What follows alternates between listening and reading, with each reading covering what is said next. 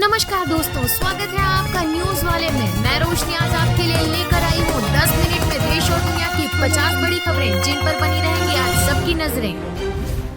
यात्री वाहनों की बिक्री रिकॉर्ड 3.35 लाख के पार, कारों की 23% घटी। 2024 में सालाना आधार पर 1.3% बढ़कर 3,35,629 इकाई के रिकॉर्ड स्तर पर पहुंच गई। अप्रैल 2023 में देश भर में 3,31,278 यात्री वाहन बिके थे। देश भर में अप्रैल में 1,79,329 यूटिलिटी वाहन बिके थे।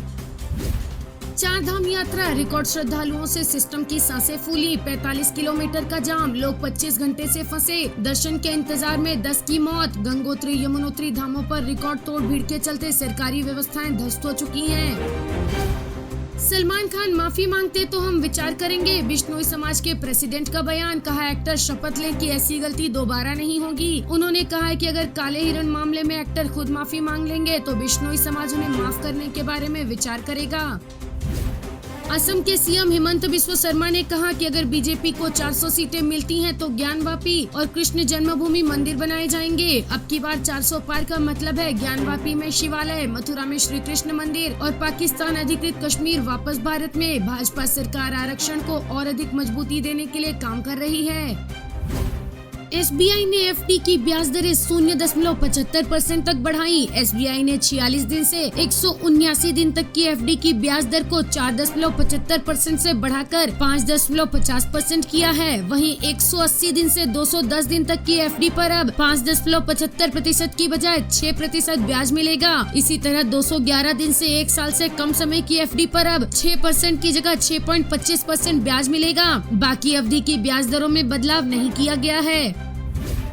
एआईएमआईएम नेता असदुद्दीन ओवैसी ने प्रधानमंत्री नरेंद्र मोदी से सवाल किया कि उन्हें अपने घुसपैठियों और ज्यादा बच्चों वाले बयान पर गलत स्पष्टीकरण जारी करने में इतना वक्त क्यों लगा। उन्होंने ये भी आरोप लगाया कि पीएम मोदी और बीजेपी ने 2024 के लोकसभा चुनाव में मुसलमानों के खिलाफ अनगिनत झूठ और बेहद नफरत फैलाई है। कटघरे में सिर्फ मोदी नहीं है बल्कि हर वो वोटर है जिसने इन भाषणों के बावजूद भाजपा को वोट दिया। कांग्रेस महासचिव जयराम रमेश ने कहा कि प्रधानमंत्री नरेंद्र मोदी ने अभी तक राहुल गांधी के साथ बहस का निमंत्रण स्वीकार करने का साहस नहीं जुटाया है। जयराम रमेश ने #डरो मत के साथ एक्स पर पोस्ट किया जिसमें लिखा, राहुल गांधी का प्रधानमंत्री से बहस का निमंत्रण स्वीकार करने के बाद आज चौथा दिन है। 56 इंच के सीने ने अभी तक निमंत्रण स्वीकार करने की हिम्मत नहीं जुटाई है। गृह मंत्रालय का साइबर अरेस्ट और ब्लैकमेलिंग को लेकर एक्शन। 1000 से ज्यादा स्काइप आईडी को ब्लॉक किया। इससे अफसर बनकर ठगी करते थे। मंत्रालय ने कहा कि सरकार साइबर ठगी को रोकने के लिए सभी एजेंसियों, आरबीआई और अन्य संगठनों के साथ मिलकर काम कर रही है। इसमें राज्यों और केंद्र शासित राज्यों की पुलिस भी मदद कर रही है। व्हाइट हाउस में बजा सारे जहां से अच्छा, मेहमानों को परोसी गई पानी पूरी। जो बाइडेन भी मौजूद रहे। व्हाइट हाउस में एशियन अमेरिकन, नेटिव हवाईयन और पैसिफिक आइलैंड विरासत माह मनाया गया। इस कार्यक्रम में सारे जहां से अच्छा गीत बजाया गया। भारत बोला मालदीव में सीक्रेट ऑपरेशन का दावा गलत। कहा उनके रक्षा मंत्री का आरोप झूठा है। मिशन डिफेंस फोर्स के तहत ही चला। मालदीव में भारतीय उच्चायोग ने कहा कि भारतीय विमानन कंपनियों ने हमेशा मालदीव के नियमों के मुताबिक काम किया है। महाराष्ट्र में बीजेपी लोकसभा सांसद उम्मीदवार नवनीत राणा के आवास पर चोरी की शिकायत उनके पति रवि राणा के नौकर अर्जुन मुखिया के खिलाफ खार पुलिस स्टेशन में दर्ज की गई थी। अर्जुन मुखिया बिहार का रहने वाला है और वो मुंबई के खास स्थित उसके फ्लैट से 2 लाख रुपए नकद चुराने के बाद से फरार है।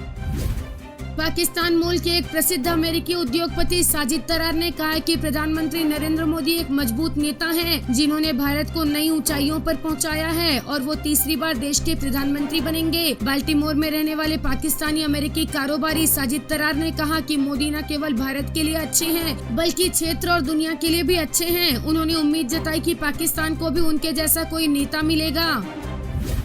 वायुसेना ने भीष्म पोर्टेबल क्यूबस का परीक्षण किया। ये पोर्टेबल क्यूबस एक प्रकार के पोर्टेबल अस्पताल हैं, जिनकी मदद से आपातकालीन स्थिति में जरूरतमंदों की मदद के लिए जरूरी इलाज की सामग्री पहुंचाई जाएगी। पूरी कॉरिडोर मंदिरों के रेनोवेशन को लेकर लोगों में नाराजगी। पटनायक सरकार ने सदियों पुराने मठ व घर ध्वस्त किए। असल मुद्दे नजरअंदाज हो गए। शहर के बुनियादी ढांचे को भी नया रूप मिला। प्रोजेक्ट पर 4500 करोड़ की लागत आई थी।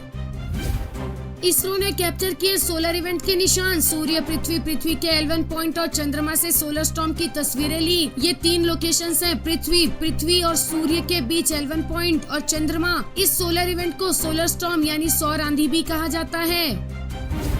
ममता बनर्जी ने पूछा, मैं मोदी के लिए खाना बनाऊंगी, क्या वो खाएंगे? बीजेपी नेता बोले, शुद्ध शाकाहारी पीएम को मछली चावल खिलाना चाहती हैं बंगाल की सीएम। ममता बनर्जी ने कहा कि मैं पीएम मोदी को उनकी पसंद का खाना खिलाऊंगी, लेकिन क्या वो मेरे हाथों से बना खाना खाएंगे? क्या मोदी मुझ पर भरोसा करेंगे? मुझे शाकाहारी और मांसाहारी खाना दोनों पसंद है। मैं ढोकला भी खाती हूँ और मछली करी भी खाती हूँ। मोदी कहते हैं मीट, मछली और अंडा खाना छोड़ दो, तो हम खाएंगे क्या? लोगों को जो मन करेगा वो खाएंगे। ये देश सबका है, यहाँ लोगों की अलग अलग भाषाएं, विचार और पसंद हैं। किसी को बिरयानी पसंद है तो किसी को लौकी। मोदी जी आइए, मैं आपके लिए कुछ खास बनाऊंगी, अपने हाथों से बनाऊंगी, क्या आप खाएंगे? प्रधानमंत्री नरेंद्र मोदी ने कहा कि जिस दिन हिंदू मुसलमान करूंगा उस दिन सार्वजनिक जीवन में रहने योग्य नहीं रहूंगा। मैं कभी हिंदू मुसलमान नहीं करूंगा, ये मेरा संकल्प है। सरकारी योजनाओं के माध्यम से लाभार्थियों को लाभान्वित कराते समय जाति या धर्म नहीं देखता हूँ। विदेश मंत्री एस जयशंकर बोले, पश्चिमी देशों में ज्ञान न दें, खुद चुनाव के नतीजे तय करने कोर्ट जाते हैं। भारत में खास लोगों को जिताना चाहते हैं। पश्चिमी देशों को लगता है कि वे पिछले 200 सालों से दुनिया को चला रहे हैं। वे भारत के साथ भी करना चाहते हैं। पश्चिमी मीडिया कुछ खास लोगों को ही देश की सत्ता संभालते देखना चाहती है, और जब ऐसा नहीं होता तो ये उन्हें पसंद नहीं आता। वे अपनी चुनाव कवरेज में खुले तौर पर कुछ खास लोगों का समर्थन करते हैं। कांग्रेस नेता राहुल गांधी ने कहा, सरकार बनते ही अग्निवीर योजना को फाड़कर कचरे में फेंक देंगे। शहीदों के साथ भेदभाव नहीं होने देंगे। मोदी ने 22 अरबपतियों का 16 लाख करोड़ का कर्ज माफ किया है। इतना ही पैसा हम गरीबों को देंगे। पीओके में पाकिस्तानी रेंजर्स पर पत्थरों से हमला। 718 करोड़ के पैकेज के बाद भी नहीं माने प्रदर्शनकारी। महंगाई के खिलाफ 4 दिन से विरोध जारी। पीएम शरीफ की घोषणा के बाद पाकिस्तानी रेंजर्स को पीओके छोड़ने का आदेश दिया गया था। इसके बाद रेंजर्स 19 गाड़ियों को काफिला मुजफ्फराबाद के रास्ते बाहर जा रहा था, तभी उन पर पत्थरों से हमला हो गया। थोक महंगाई दर 13 महीने के टॉप पर। खाने पीने की चीजें महंगी हुई। साबुन, तेल जैसी डेली यूज के सामानों के दाम भी बढ़े। इससे पहले मार्च 2023 में थोक महंगाई दर 1.34% थी। खाने पीने की चीजों की कीमत बढ़ने से महंगाई बढ़ी है। वहीं इससे 1 महीने पहले मार्च 2024 में ये 0.53% रही थी। कई यूजर्स के Facebook, Instagram account down. Feed refresh करने में परेशानी आ रही। 2 महीने पहले भी डाउन हुआ था। आज सुबह करीब 4 बजे से यूजर्स ने आउटेज की रिपोर्ट करना शुरू किया था। सुबह 7:30 बजे सबसे ज्यादा यूजर्स ने परेशानी रिपोर्ट की। आपको हमारा वीडियो पसंद आया हो तो लाइक, शेयर और सब्सक्राइब करना ना भूलें।